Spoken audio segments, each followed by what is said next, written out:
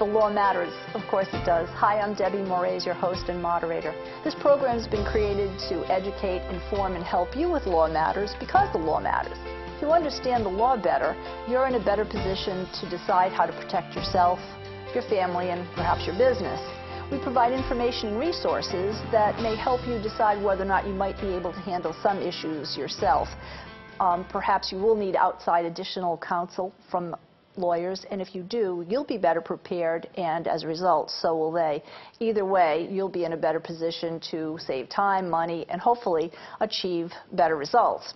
So we want to begin, as always, by thanking the Bazar law firm in East Providence for their continuing insights, the time that they dedicate to tackling these various issues. And its attorneys Jacqueline Grasso and David Bazar, who usually compose the team with us. We want to welcome solo David Bazar. Thanks, Deb.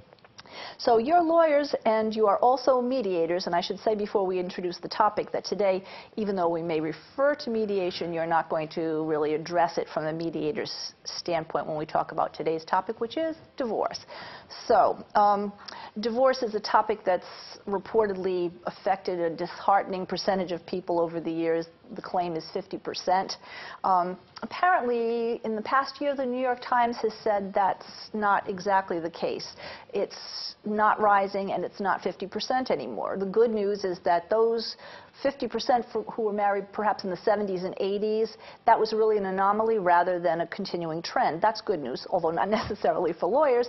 But 70% of the marriages from the 1990s have now reached their 15th anniversary, and who knows what goes on from there. So for the matter at hand, you decide you want to terminate the marriage. It's divorce, it's legal separation, it's annulment, it's a host of different things. What's the process? We know it's a heartbreaking one. Sometimes it's a simple, easy, and uncontested thing. Sometimes it's the War of the Roses, and it's contentious and legally and emotionally and financially draining. So let's talk about how to navigate that. So David, this is really a tutorial to begin with. Okay. Where does this begin? It's quite a process. It is, and you laid out a lot of information there and a lot of issues. And I always see in these divorce situations that you have good people sometimes going through the worst times of their lives, and how do you help them through that? And that's one of the roles of a lawyer, beside the legal information and everything else, is really just helping people through a difficult time. So when you hire an attorney, one of the important things, I think, is not only making sure you hire someone who is knowledgeable in the law of divorce, but also someone you can relate to and can help you through this situation. So when someone comes into me, the first issue that I always like to address, and I think is probably, if it's not, should be the most important issue to a judge, is are there children involved? And so let's start with the children. Minor children, the first thing we want to make sure is that they're protected, that they're cared for, that this divorce situation, which is really impactful on them, is done so in the least dramatic way that you can do that. So if people can work out and work together for the sake of the children, that's always a better situation. Are you saying then right off the bat, if there are underage children involved, that even before you start drawing up papers, you say, what about the kids and what's happening to them and who's taking, is that what that Correct. process goes? So what does that actually entail?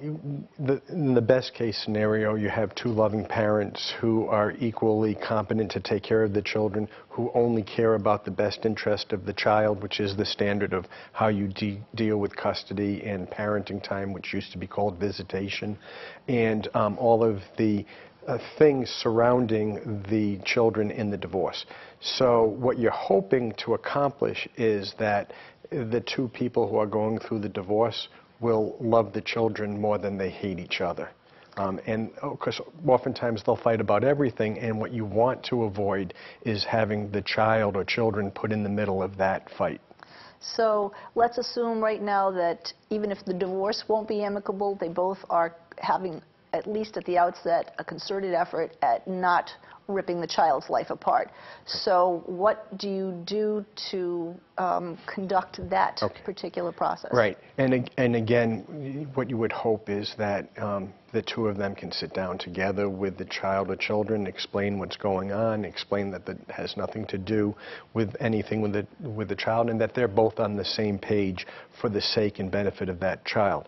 So what I'll often do is start by explaining to my client is what are the different things that are involved in custody. And because there's a lot of confusion when someone comes in oftentimes as to, I want joint custody, I want shared custody, I want sole custody, and what do those things mean?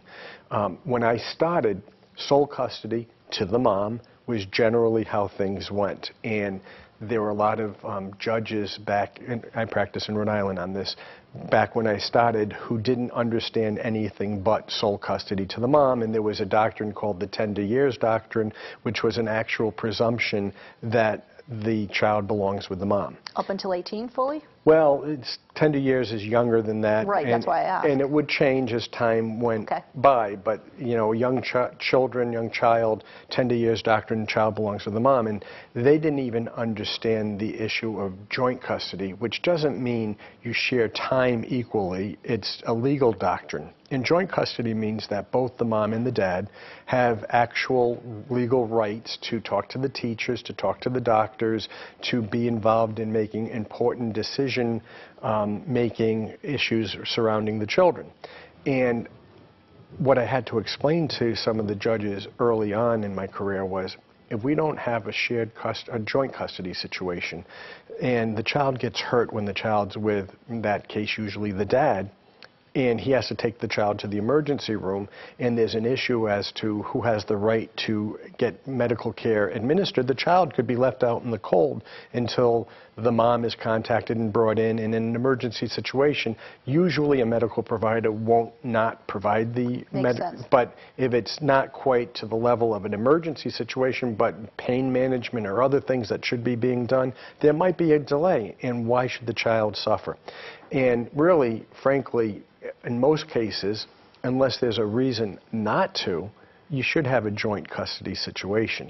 And so today, that is usually the more common starting point for custody arrangements. So if you are working with someone and say they are on the page of, yes, let's do joint custody, it makes sense, and you find out right away that the other one, not your client, says, oh no, it's about me, you're already in a contentious situation to some extent. Are you going to try to run roughshod over that, or is that you just proceed with the rest of the divorce and hope it works out along the way? So in the way divorce situations are set up, litigation is set up, it's really a contentious situation to begin with. And so, as you mentioned, mediation has evolved very extensively in the divorce and family court area. And so if it's helpful and necessary, you could have people sit down. Again, I'll go back to the old days. We would sit down, two lawyers, two people going through the divorce, and just try to work those things out ourselves. And with two good lawyers, generally you can do that. Sometimes when you have difficult clients, maybe a mediation can be more helpful for resolving some of those difficult situations.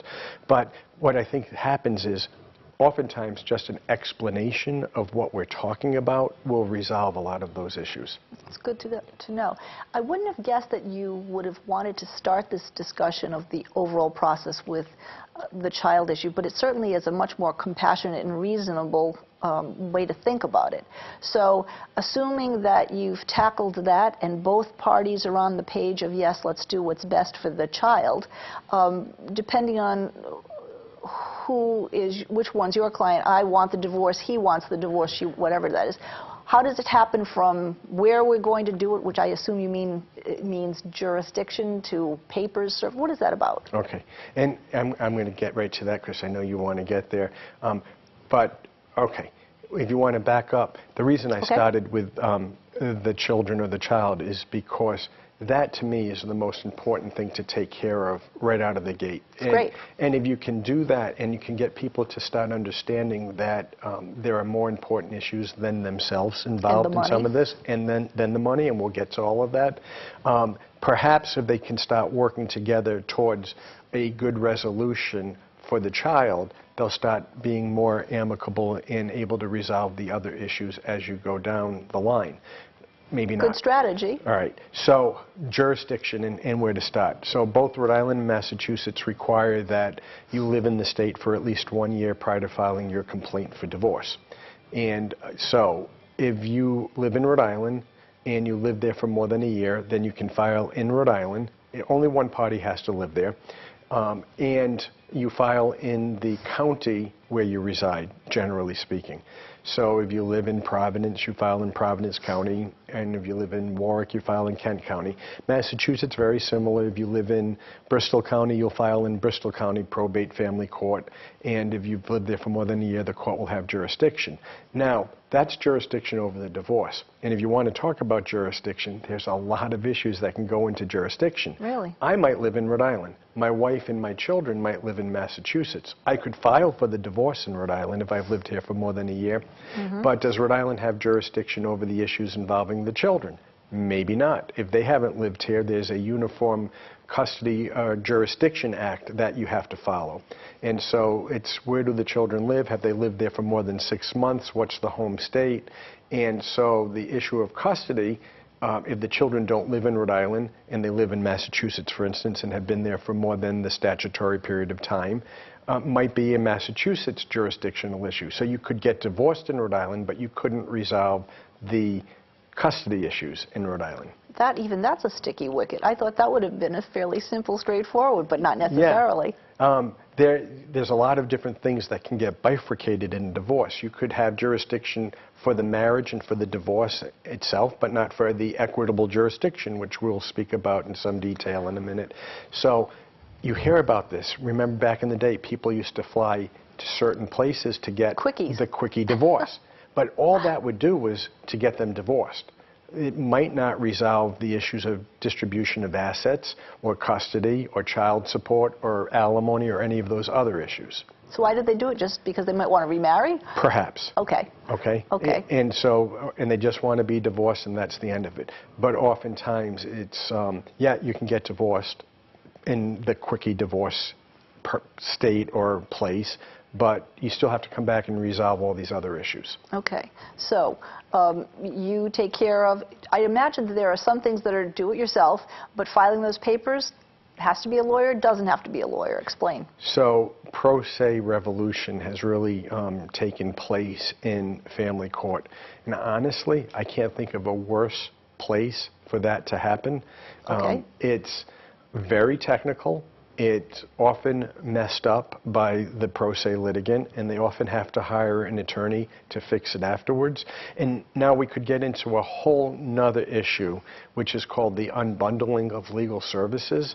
And it's something that the Supreme Court is going to have to take up in Rhode Island, at least at some point in time.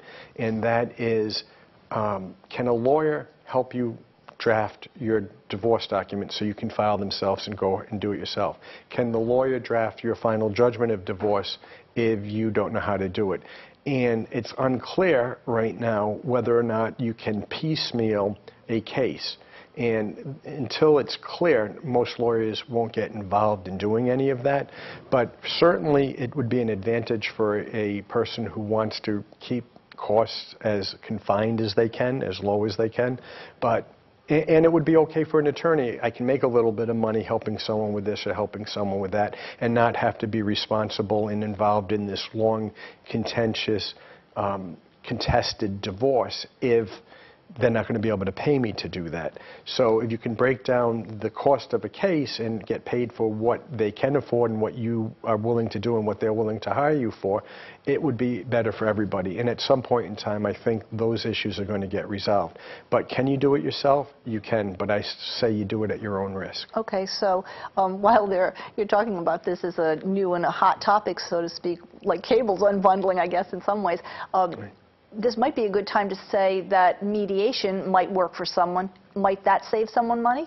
It could and it would if people are willing to sit down and be reasonable and work things out. So you go through the mediation process. The mediator will write up what's called an understanding, an agreement basically, memorandum of understanding, and that can then be used to put through a divorce. It in of itself probably shouldn't be entered because it's not a contract, but a contract could be drawn up out of that. And so, yes, you can save money on mediation, but I would still say that you would want to hire an attorney to put the uncontested divorce through, which usually can be done for a reasonable fee. What is reasonable? Depends on the case. Range? Depends. So low, high, quick. What's that? Low, high, what would you say? Well, if it's a mediated divorce and you just need someone to take what you've done, create a property settlement agreement, file the divorce, go to court with you, do the hearing, file the decision pending entry of final judgment and the final judgment, I would say anywhere from $1,000 to $2,000 plus the courts of filing fees and sheriff fees. Okay, and of course then when you're War of the Roses it can be many thousands. And I only put you on the spot because even in newspaper ads you still see 1-inch by 1-inch ads that say quickie fast divorces for $100. I think I just wanted to give you a chance to debunk that if someone should be buyer beware. Right, because you can't even file the divorce for $100. So I would be very concerned or cautious if I saw something like that. Okay, so we'll debunk that myth. Okay, apart from figuring out jurisdiction, what else is happening? There's summons, petitions, interrogatories. The litany goes on and on. Okay. Can you take us through some of these? Sure. These are not the amicable ones, we assume. Well, even if it is amicable, okay. Sure. When you file the divorce, you have to file, in Rhode Island we do it electronically now, a complaint, what we call a DR6. That's a financial statement. It lists your assets and your liabilities, your income and your expenses. And you have to file some forms that the court will use to issue a summons for you and to list all of the parties in the case.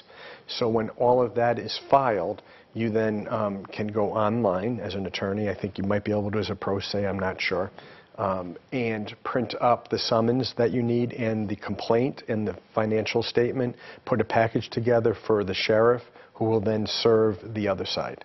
And they have to be, the one who's being served has to sign for it? Well, they're supposed to. They don't have to. There's nothing in the statute that says that they have to sign for it. There is a place where most constables or sheriffs will ask them to sign it. If they don't, they can write refuse to sign it, but they just have to show that they served it in hand. It has to be personally served. Okay. And then does that person on the receiving end have 30 days to respond? I'm going to contest this. I don't contest it. It doesn't matter. I don't remember it's 20 or 30 days, but there's a time frame to respond. And usually in family court, it's not a hard and fast time frame because we don't usually file a default if someone doesn't answer. And if they come in and answer before the hearing on the merits and file an answer, the judges will usually let them file that out of time because they're so many issues that need to get resolved, and defaults, they can be entered and you can do it, but usually everything is, especially with the children, is modifiable anyway.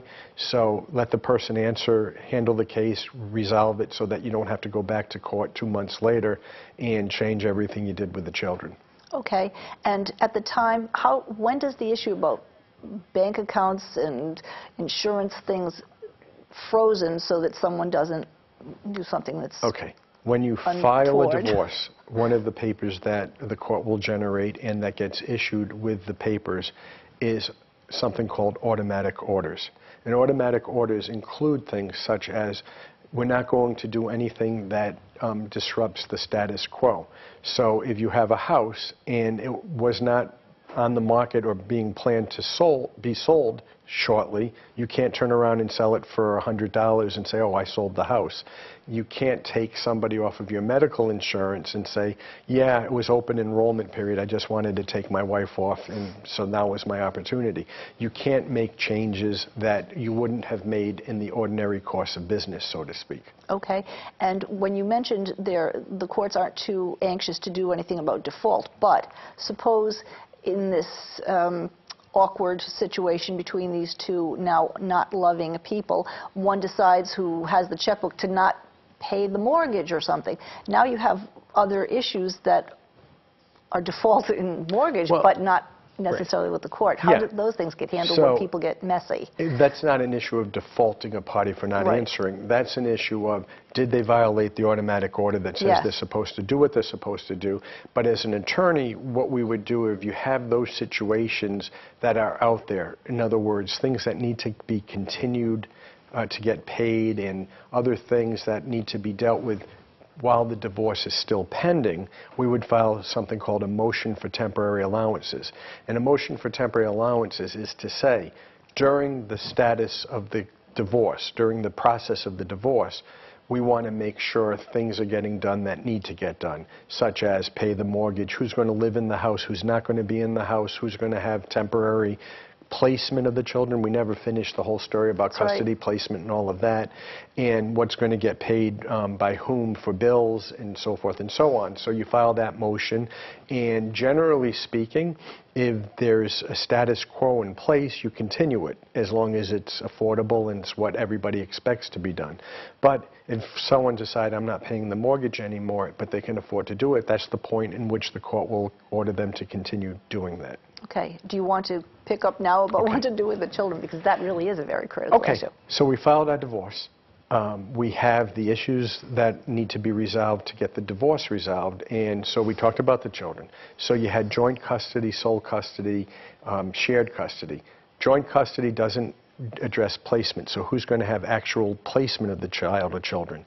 And so that's something you need to resolve. And a lot of times, if people are looking really to share custody, that's the shared custody thing, they're really talking about sharing placement. And so going back to the old days where I had to explain to certain judges that really just stretched back beyond equitable distribution, which really didn't come up until like the late 60s, early 70s in vogue, which we'll talk about, that's the distribution of assets. So never mind understanding joint custody. Shared custody was like a wide-eyed saucer type look at me, what are you talking about? But I had cases early on where the parties really had thought out how they were going to minimize the impact on their children, and one of the things they were going to do was to keep the child in the house in this particular case, and they were going to move in and out of the house at different times. Now, I thought that very novel. Judge didn't really understand it, but didn't interfere with it. But my thinking on that was that will work until we have what I call the second spouse syndrome, which is you remarry or have now become involved with somebody, and that's no longer going to work. But up until that point in time, it worked, and in fact, they went for a long time doing that. So we do placement, custody, parenting time, which we used to call visitation, and child support. Those are all the issues that get resolved around the children. In Massachusetts and Rhode Island, there are both formula guidelines as to how you determine what child support is. Oftentimes, the amount of time you parent your child doesn't affect what you pay for support. In Rhode Island, if there is a true shared custody situation, it will impact what you might pay or receive for child support. So when two people decide that they are terminating their marriage, do you try at the outset to settle out where their child is living, which parent is living, and at what time, so that that child's school life isn't disrupted or the disruption is minimized? Do you try to work that out even before they've gone to court and had the final decree, so to speak? Absolutely. And remember, we're terminating the marriage. We're not terminating our long, hopefully, time together as parents of a child. Yes. So that's going to continue. And so we do try to resolve that right away. And like you said, there are a lot of creative ways where you can do it. If one parent is moving, let's just use an example. They both live in Barrington. The child's in school in Barrington. One of the parents is going to move to Providence. Well, they want to keep the child in Barrington, so you want to maybe work out a situation where the parent in Barrington is the custodial parent, or at least has joint custodial interests, and use that school district in the order as the home for the child. And so you deal with those things at the outset, as you say. And then, as I tell you, for me, once all of those issues are done, then you can move on to the next issues, which would probably be the equitable distribution. And before we go on to that, what about the differences between, yes, we're getting divorced, or there's a legal separation, or there's an annulment?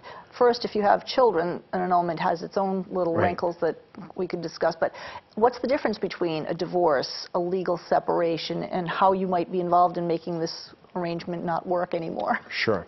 So obviously an annulment is as if the marriage never existed. If there are children, that's a very difficult thing to do because, as we say, in the old days, you don't want to bastardize the child. Right. And there's a very big negative look by judges on doing that. And so for an annulment to happen, usually you have to have a situation where the marriage was void or voidable.